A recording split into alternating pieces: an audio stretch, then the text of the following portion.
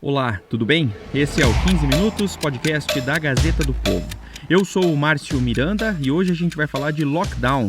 O que é exatamente essa medida que já vem sendo tomada por estados e municípios pelo país e que pode ser tomada também em outros.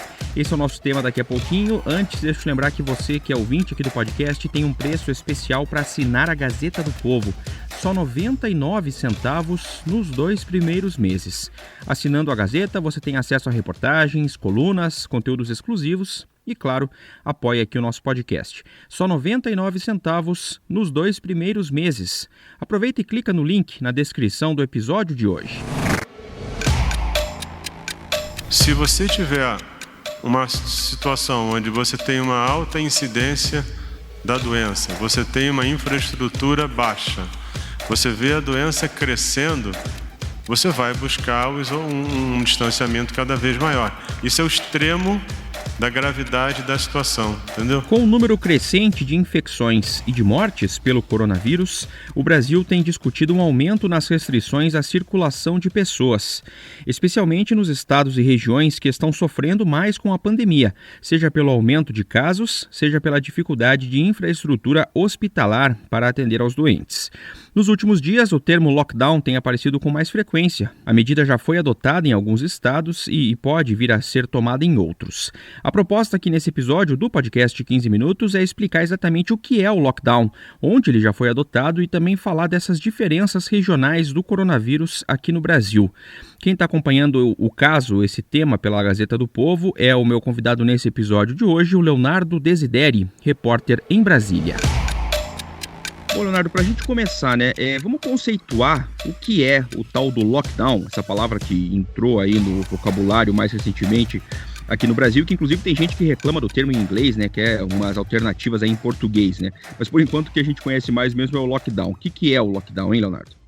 Bom, lockdown em inglês, a expressão em inglês é confinamento, mas na crise do coronavírus, aqui no Brasil e em outros lugares, esse termo tem sido usado para falar do bloqueio total de um perímetro urbano.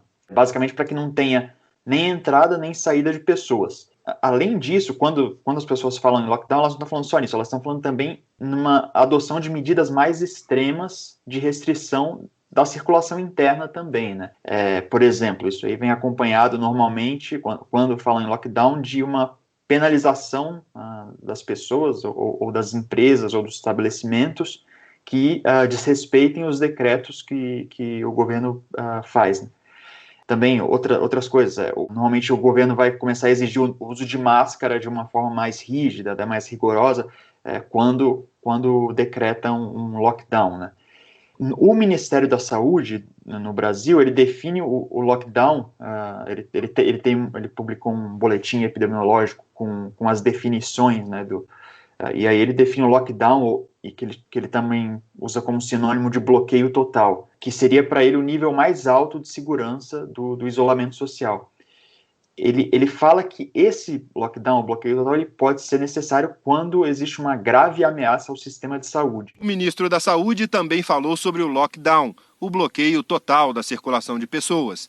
Taixe disse que o assunto não deve ser politizado e a orientação do governo federal agora é que cada região analise a sua realidade.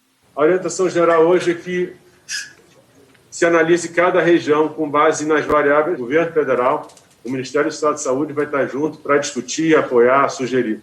Mas essa é uma discussão, é decisão local, é uma decisão de estados e municípios. Então, a finalidade do lockdown, do bloqueio total, é evitar que o total de infectados comece a aumentar muito rápido e isso causa uma sobrecarga nos hospitais. O lockdown, a rigor seria bloquear o perímetro urbano, para que não houvesse entrada nem saída de pessoas, mas também tem todas essas medidas quando se decreta um lockdown. Taixe voltou a falar que o Ministério já preparou as diretrizes para orientar estados e municípios com as medidas de isolamento. Ele reforçou que, como o país é muito grande, as medidas não devem ser iguais em todo o território e defendeu que, em certos momentos, o lockdown pode ser a melhor medida para enfrentar a pandemia. Ele vai ser importante nos lugares onde a cidade estiver num momento muito difícil, de incidência alta, alta ocupação de leito, número crescente de pacientes chegando nos hospitais, infraestrutura que não conseguiu se adaptar. Então, aí você vai ter uma situação onde você vai ter que tentar realmente deixar as pessoas para protegê-las, entendeu? E aí, nesse caso, é a diferença desse distanciamento, ou desse isolamento que a maioria das pessoas está, ou deveria estar, pelo menos, vivendo, né? Tem outros, diferente dos outros modelos, o próprio Ministério coloca essa questão de graduações diferentes de fechamento, né, Leonardo, em relação à preocupação com a pandemia, né? Exato. Tem algumas classificações, né? Tem o distanciamento social ampliado, que é o que a maioria das cidades e dos estados estão propondo agora, né? Provavelmente a maioria das pessoas que está ouvindo esse podcast está num distanciamento social ampliado, né? Que seria um distanciamento social que propõe medidas para que as pessoas, sem diferenciar as pessoas em grupos, né? Propõe medidas para que as pessoas fiquem mais em casa e saiam menos às ruas, né? Por exemplo, alguns decretos que determinam o fechamento do comércio, que proíbem aglomerações, tudo isso para incentivar o isolamento, mas não decreta um fechamento total das atividades, né? Ou também não decreta a proibição da entrada e de saída das cidades, né? Então, isso aí, o distanciamento social ampliado seria esse tipo. Aí tem ainda o distanciamento social seletivo, que é o que estavam chamando também de isolamento vertical. Preservar os idosos, preservar aqueles que têm problema de saúde. Mas nada além disso. Que até o presidente Bolsonaro chegou a defender, né? Ele usava esse termo isolamento vertical, né? Exatamente. Ele defendia que se fizesse só o isolamento dos grupos de risco, né? Os idosos, as pessoas com doenças crônicas, as pessoas com gestação de risco, por exemplo. Então, aí o distanciamento social seletivo seria só para esses grupos, né? Aí o Ministério faz essa classificação, essa gradação, né? Distanciamento social seletivo, que seria esse que o presidente propunha, distanciamento social ampliado, que é o que a gente está vivendo hoje em dia, né? E o lockdown, que é o que muitas cidades estão começando a aplicar. Em São Luís, ainda há quem não tenha entendido a importância do isolamento obrigatório. Esta não parece ser uma cidade que vive o segundo dia de isolamento total determinado pela Justiça. Mas é São Luís, em pleno período de lockdown, quando as ruas deveriam estar vazias. Mas o que se viu foi muita gente circulando, mal tinha espaço para os carros passarem, que aliás também deveriam estar restritos. Pois é, e aí nesse caso vamos até citar algumas, né, das primeiras aí que já estão adotando esse tipo de medida aqui no país e também no mundo, né, Leonardo, porque teve outras cidades aí que passaram, outros países que passaram pelo maior grau da pandemia que também adotaram o lockdown, né? No Pará começou nessa quinta-feira o lockdown, em Belém, por exemplo, e outras 9 cidades. Em São Luís, no Maranhão, também começou o lockdown na terça-feira, no dia 5, né? E no exterior isso aí já foi feito também. Wuhan, na China, por exemplo, que foi onde surgiu a Covid-19, né?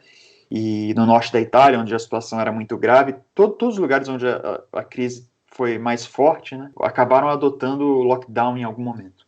Pois é, e o detalhe, até a gente ouviu aí um trecho de reportagem do Jornal Nacional, falando que, pelo menos nos primeiros dias, não foi assim totalmente respeitado aqui no Brasil, tanto no Pará quanto no Maranhão, essa questão aí do lockdown, os decretos de lockdown, né? O que foi comum, segundo a reportagem do Jornal Nacional, por exemplo, em São Luís, é que o centro, os locais mais turísticos, vazios, realmente com pouca circulação de pessoas.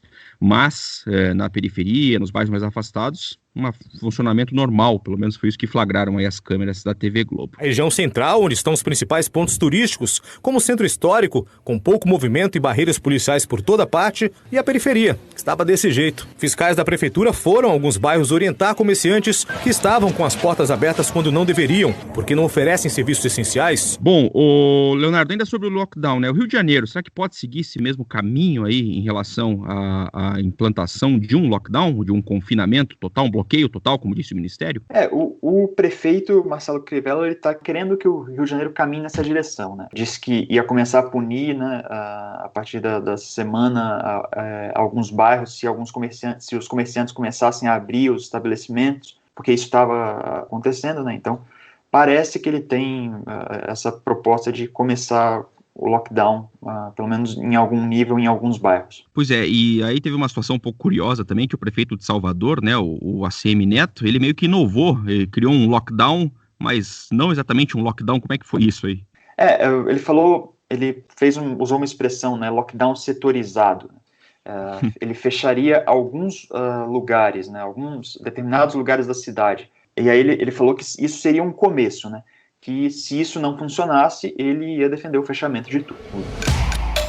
O que eu acho que é importante falar de novo, a gente conversar, é que a gente discuta as estratégias de acordo com a situação de cada lugar, para que a gente não generalize ser a favor ou contra o lockdown. Ele vai ser importante nos lugares onde a cidade estiver num momento muito difícil. Bom, Leonardo, acho importante a gente comentar também o seguinte, né? O Ministério, a gente já falou sobre esse tema em outras oportunidades aqui no podcast, o Ministério da Saúde segue batendo na tecla das diferenças regionais da pandemia em um país com as dimensões continentais como o Brasil, né? O próprio ministro Nelson Teich deixa isso claro quando, por exemplo, comenta essa eventual necessidade de implantar o lockdown nas diferentes regiões do país, né? O ministro Teich, ele desde o começo da gestão dele no Ministério, a proposta dele é fazer um plano regionalizado para o Brasil, né? Ele até criou uma diretriz em relação a isso, né? Que ele ainda não divulgou, ao menos não divulgou para os órgãos de imprensa, né? Mas é uma diretriz para ajudar estados e municípios a planejar políticas de isolamento social, né? E nessa diretriz, o Ministério ele fala justamente das situações em que vai ser necessário tornar o isolamento um pouco mais rígido, mais rigoroso. Ele não é contra o lockdown, não é totalmente contra o lockdown como muito se pensava em relação a ele quando ele foi substituir o Mandetta, que teve a briga com o presidente, né? Em relação justamente a isso. Ele não é contra, só que ele tem essa perspectiva de tentar adotar um plano regionalizado, né? E isso eu acho que também vale pro lockdown, né? E isso também, claro, tem a ver também até com o estágio da pandemia aqui no Brasil, né, Leonardo? Porque se você pensar que alguns estados podem atingir o pico, talvez, antes de outros, né? O pico de contaminações e de mortes, pelas diferenças próprias de cada região, de infraestrutura hospitalar, etc, né? Sim, desde o começo, eu entrevistando alguns especialistas em projeções, né, matemáticas, eles falavam, né, que o Brasil provavelmente teria vários epicentros, né, e isso faria do Brasil um dos países com mais casos. Os Estados Unidos, por exemplo, tiveram vários epicentros, né, e aí por isso é um dos lugares com mais casos. O Brasil é menor que os Estados Unidos, tem que levar isso em consideração, mas também deve ter vários epicentros e isso deve trazer um aumento nos números, infelizmente. Só para fechar, ao mesmo tempo que a gente está gravando aqui, eu vejo uma reportagem publicada no site da própria Gazeta do Povo, a gente comentou a situação do Rio de Janeiro, né?